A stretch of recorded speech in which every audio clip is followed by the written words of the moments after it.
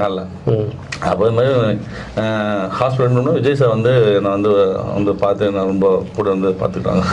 இல்லை இப்போ இந்த பைக்குகள் பற்றி கேட்டோம். இல்லை அந்த பைக்கோட விஷயம் அந்த மாதிரி ஜம்ப்லாம் பண்ணுவோம். இப்போ இன்றைக்கி வர்ற பசங்களாம் அந்த பைக்கு வேணும்னு அடம் பிடிச்சி, நான் ஏற்கனவே நான் சொல்லியிருக்கேன், ஒரு போலீஸ்கார் ஒருத்தரோட திருச்சியில் அவங்க பையன் வந்து கிட்டத்தட்ட ஒரு வாரம் சாப்பிடாம இருந்து அடம் பிடிச்சி அம்மாவோட ப்ரெஷர்னால வண்டி வாங்கி கொடுக்குறாங்க.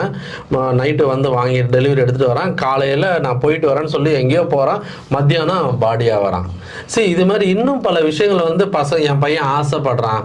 என் பையன் ஆசைப்படுறான்னு சொல்லி வாங்கி கொடுக்குறாங்க.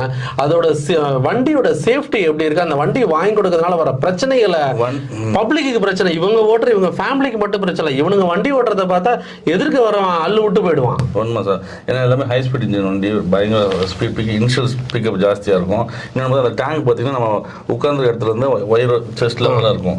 ஸோ டேரெக்டாக அப்படி ஒட்டி ஓட்டுற மாதிரி இருக்கும்.